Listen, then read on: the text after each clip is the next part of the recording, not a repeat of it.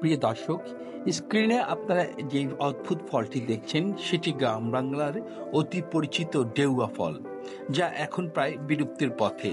দেখতে অদ্ভুত আকৃতির এবং টক মিষ্টি স্বাদের ঐতিহ্যবাহী এই ফলটি গ্রাম বাংলার কোনো কোনো অঞ্চলে বন কাঁঠাল বা বত্তা ফল নামেও চেনে।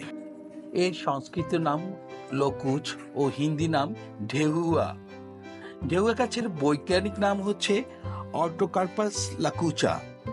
অঞ্চলভেদে এই ফল মানুষের কাছে বিভিন্ন নামে পরিচিত: ঢেউয়া, ডেলোমাদার, ডেউ ফল, ঢেউ ফল ইত্যাদি নামে ডাকা হয়।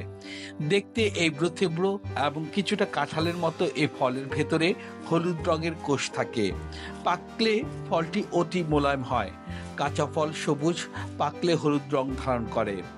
ভেতরে স্বাদ লালচে হলুদ, কাঁচা টকটক স্বাদ, রান্না করেও খাওয়া যায়। কিন্তু পাকলে আবার অন্য স্বাদ, সেটা টকও নয় আবার মিষ্টিও নয়। বিশাল আকৃতির ডেউয়া গাছ চিরসবুজ বৃক্ষ, পাতাগুলো বড় খসখসে, অনেকটা ডুমুরের পাতার মতো। এক একটি গাছ 20 থেকে 25 ফুট উঁচু হয়। এর কাঠ বেশ উন্নত মানের। বড় বড় জিনিসের কাঠামো তৈরি করতে এই কাঠ ব্যবহৃত হয়। গাছে মার্চের দিকে ফুল আসে এবং আগস্টে ফল আসে। দেখতে অদ্ভুত, খেতে টক মিষ্টি ঢেউয়া স্বাস্থ্যের জন্য বেশ উপকারী। এর কিছু ভেষজ গুণও রয়েছে।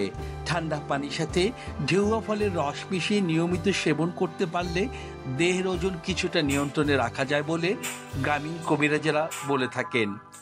মুখের রুচি ফেরাতে খাওয়া হয় এই ফল। ঢেউয়া ফলের রসের সাথে সামান্য লবণ ও গোলমরিচের গুঁড়া মিশিয়ে দুপুরে খাবারের আগে খেলে রুচি ফিরে আসে।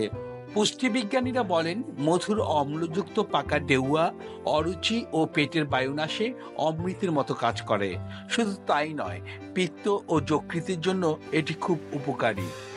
ডেউয়া গাছের ছালের গুঁড়ো ত্বকের রুক্ষতা দূর করে। ঢেউয়ার ভিটামিন সি ত্বক, চুল, নখ, দাঁত ও মাড়ির নানা রোগের প্রতিরোধে সহায়তা করে।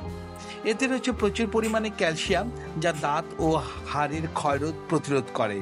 ঢেউয়াতে বিদ্যমান পটাশিয়াম রক্ত চলাচলে সহায়তা করে, রক্তচাপ নিয়ন্ত্রণে রাখে এবং হৃদরোগ ও স্ট্রোকের ঝুঁকি কমায়।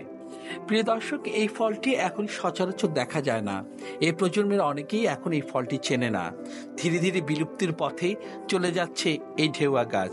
সময়ের দাবি, প্রতি বছর বৃক্ষরোপণের কর্মসূচিতে যেন এই ঢেউয়া ফলের চারা ও বীজ রোপণের উদ্যোগ নেওয়া হয়। তাহলে হয়তো আর বিলুপ্ত হবে না এই গাছটি। চোখের সামনে এই ফলটি দেখেই এই কন্টেন্টটি আপনাদের জন্য করে ফেললাম। পাশাপাশি এই ভর্তা খাওয়ার জন্য কিছু ফল কিনে ভর্তা বানিয়ে ফেললাম। প্রিয় দর্শক, এই যে ঢেউয়ার ভর্তা রেডি, আমি এখন খাবো। ঢেউয়া নিয়ে আমার আজকের গল্প এই পর্যন্ত।